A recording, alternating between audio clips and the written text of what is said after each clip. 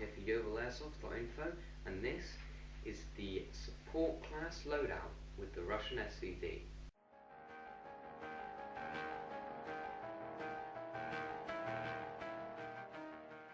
Okay, so hello, as I said in the introduction, my name is Henry. This here is a Bison 701 SVD SKS Drognov thingy-ma-bobba-doo-dah. It is a spring rifle, which is all done by the charging handle on the side here. I'm not wearing eye protection because A, I don't know where my eye protection is, B, I'm unsafe, and C, I'm not going to squeeze any of this trigger. C, I'll keep my hand off the trigger if you don't want me to have it. This is not a weapon review, I will probably do one of those, but I'm using this in our loadout today. Now, as I said, it's a Russian support class based loadout, and it's mostly all about assisting your team and holding down a position in a lot of ways. We're going to be using this gun because, well, for a number of reasons really. A, it's a brand new shiny toy for me, which I only got it arrived yesterday. It came before then, but I was away in Italy skiing, so, you know. Also, it's not just that, it's the magazine-sized robot action rifle, or rather slide action in this case, is a spring, as you can see. Is actually nice and big. There's, I don't know, maybe 40 to 50 rounds in that mag. Which means you actually don't need to reload very often, and also the availability of new mags is very much easy. So it's a very easy weapon to use in that respect.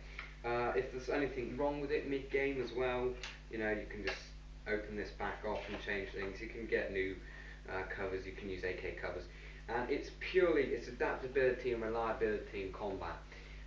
Obviously it's always going to be a long gun, but I'm just going to step back a little bit here. You know, you can use it in almost any situation, because if you wanted to, you could get a rail cover here, put a sniper scope on it, instantly you're a sniper support class. Anyway, enough about this gun. Though this is integral to the build, you can use other weapons. The A and K Drognov would be a very good solution. Anything Drognov based is kind of what I would recommend with this, because you want well, you don't want a sniper rifle for a start, so you really want a bolt action rifle. The MN series of weapons, the Moss and Loadout series of weapons, would do the job perfectly. Obviously the best for this would be a real sword Drognov, but those are so expensive, they're not even produced anymore, so you know, I'm also limited by budget as well as to what I can get. AK-47 rifles would work with this loadout, but I prefer to have a spring loadout with this one. I'll explain later. Anyway, enough about that gun. Now, because, like I say, this is a support class, one of the major roles about support, especially if you know, people who play Battlefield 3 will be familiar with this being tagged onto support, is ammunition. Now, your job is not literally just to give your teammates all of your ammunition, but it is to carry a lot. So, this is a Survivor. It's produced by Regatta. It's 25 litres. It will carry everything you need it to carry. I have a Camelback in here, which is currently full. I still haven't emptied it from when I last used the bag. I can fit a load of these Bulldog, .20 gram, 5,000 rounds. I can fit quite a few of those in there. Just shove that in.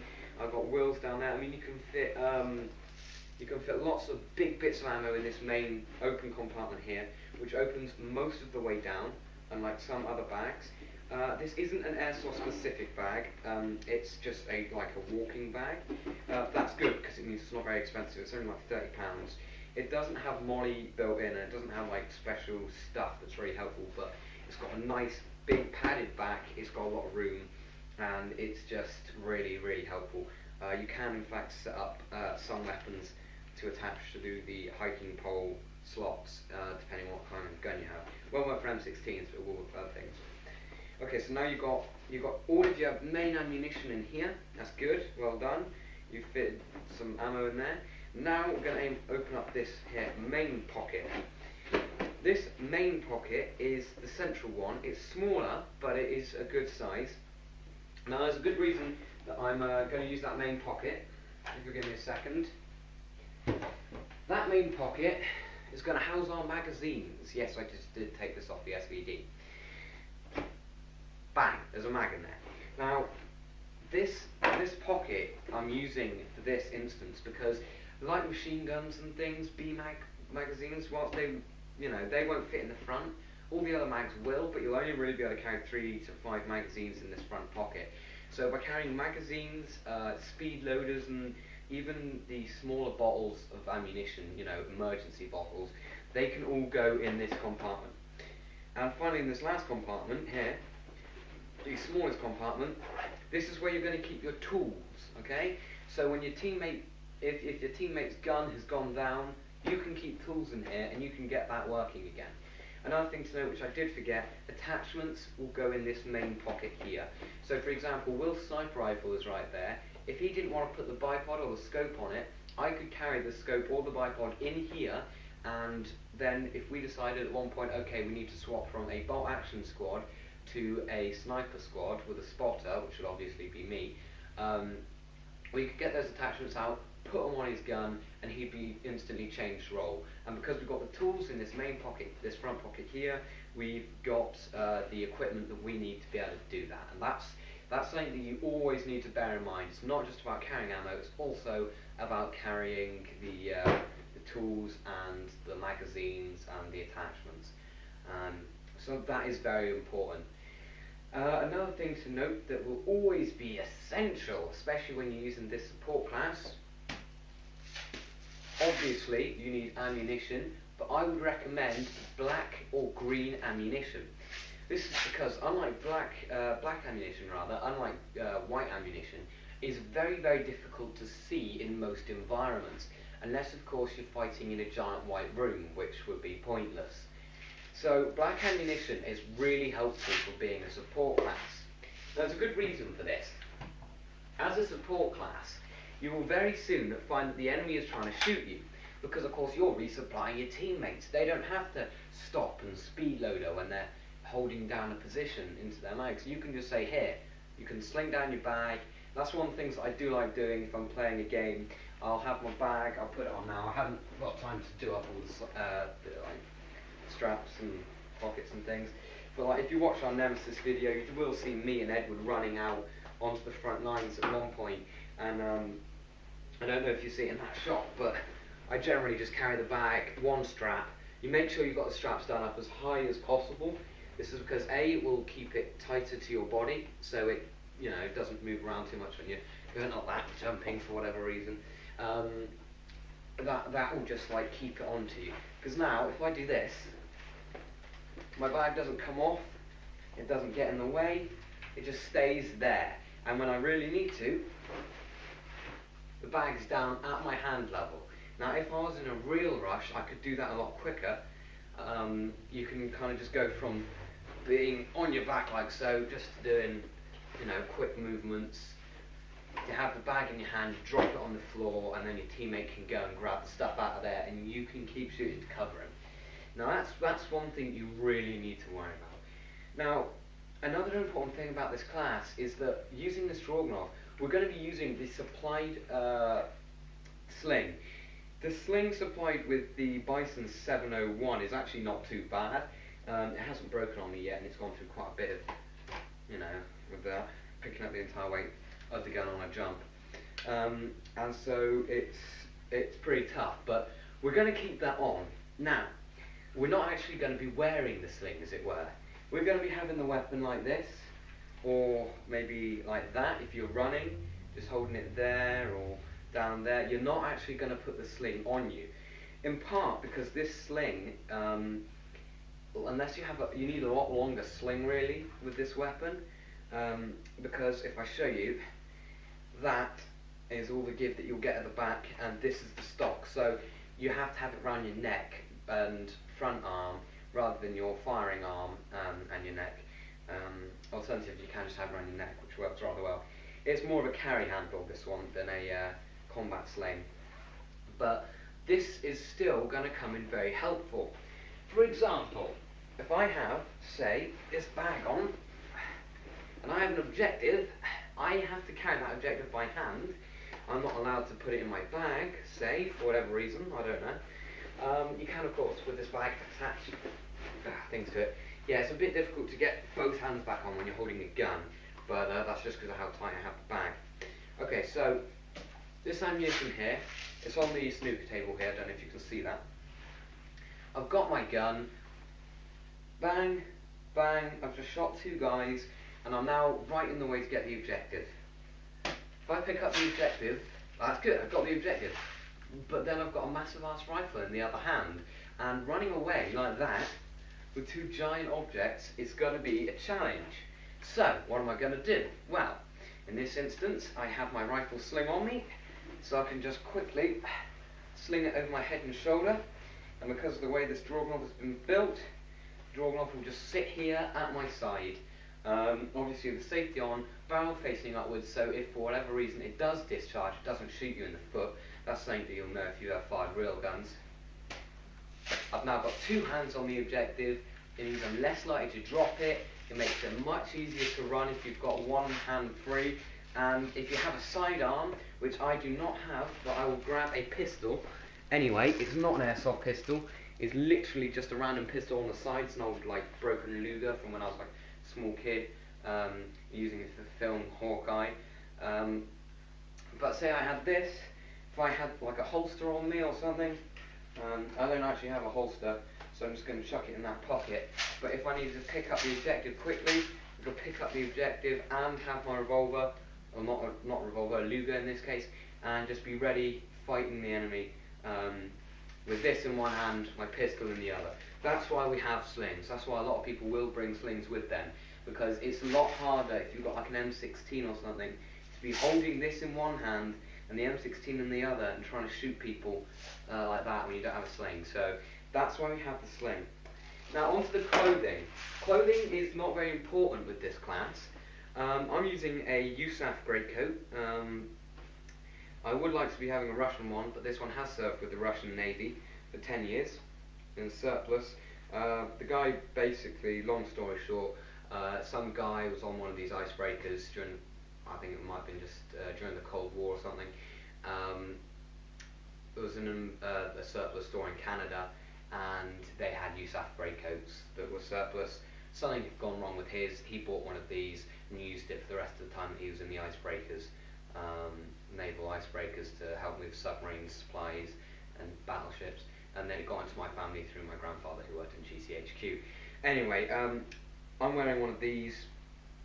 These are great, these greatcoats, because they're padded as anything. They're quite thick, so pellets don't come through them. Nice and warm. You get quite a lot of movement out of them. As you can see, I can get my knees high, I can move my arms around. Only limit on my arms movement is coming from the bag, and even that I'm not getting very much. So you know, you can kind of do everything with one of these greatcoats on. They were designed for combat. So trousers and boots, I'm not wearing them at the moment. I'm wearing jeans and slippers, so it'd be very difficult for me to show you those. But you basically just need either walking boots or walking shoes. Are actually very advisable if you're trying to move quickly. But obviously, when you're sticking with the rest of your team and you're moving with a light machine gunner, you're going to want something that's tough, and you're not going to have to do up your laces partway through or whatever, and you're not really going to be moving very quickly. So less of an issue. Trousers, I normally wear Crag Hopper walking trousers. They cost about £40 each. You can get them like just black and grey and things, and that's generally what I do. I generally wear black. Obviously the grey coat's pretty dark. As when it comes to gloves, you can wear anything. Leather gloves are advisable. They are, after all, the gloves that Russian officers would have used. We aren't actually being an officer, we are being a strelok, which is a rifleman basically. They're a rather good rifleman, we seem to be rather well equipped. So I'd say we may be, I don't know, if we're looking at the weapon that we'd be using and the clothing we're wearing in our role, I'd say maybe a sergeant working to help supply a machine gunner. That's very likely, or a private first class, or you know, it's not just like the lowest ranking guys that get to do this job. You need to have some ability, you need to prove yourself. So they would generally have had leather gloves that they would have bought themselves, because the standard issue woolen gloves were famous for being awful. hats, you can wear whatever. Eye protection, very important. I wouldn't recommend a mask with this weapon or this loadout, because you need easy communication. So balaclavas, face wraps and masks, really bad idea, because you need to be able to yell at your teammate what's going on. So I'd avoid those. I generally go with the goggles rather than the glasses, because goggles will give you better protection. And with this class, you really don't want to get hit somewhere like in the nose. You may have seen here, this is actually from skiing. If I was playing a game, say tomorrow, and I got shot there, which would easily happen if I was wearing glasses, I would be out of the game for maybe 10 minutes, or 5 minutes more like, just from the pain and things from that. So with goggles, you kind of protect more of your face, because this is a class that when you get shot, there's going to be someone nearby to get you back in the game, and you need to be ready to come straight back. So the more protection around your face you can get, the better. But like I say, no mouth protection. You may be able to wear those thin, like lower face mesh mouth guards, but obviously, like I say, I would recommend that you don't wear any kind of mouth protection, especially since this is quite a long range class, and you're not going to get some guy coming around the corner being fully automatic into your face. So that's something, yeah, that you're going to need to bear in mind. As I was saying, with sidearms, not essential, can be quite helpful, but like I say, you're going to be running with your team. And if you're running with your team, generally one of your teammates will be able to cover you if you like run out of ammunition, or if you need to perform a reload, or if you're in a tight spot, or like I say, you've got to have one hand on the objective. A teammate will generally be able to cover you, because they will be all around you. You will literally it's not a case of your teammates in the next piece of cover left of you or whatever. It is literally you and your teammate are hunkered down, sharing cover and keeping the bad guy that's on the other end suppressed. That's kind of your job, is just to take down the occasional guy, but mostly just to keep their heads down. But also by using the spring rifle, you manage to combat any sniper or long range assault that comes onto your guys. So yeah, that's pretty much the loadout. Any questions that you have, please contact us on our website. You need to type in loadout and then a question mark, and then say what you want to say. Make sure, however, that this is the subject line. Make sure, however, that you do point out which loadout you're talking about. So don't just say, oh, can I use this, and this gun, without saying what loadout it's for, because I can't respond to your questions that way. Alternatively, this will be on our YouTube channel, which is Top Hat Airsoft. If you want to find out anything about the loadout, or you want to find out anything about us, where we play, anything like that, feel free to comment that. So yeah, I think that's it done. This has been the first ever loadout video, both for Yeovil Airsoft.info and of course for Top Hat Airsoft. My name's Henry, and I will see you next time.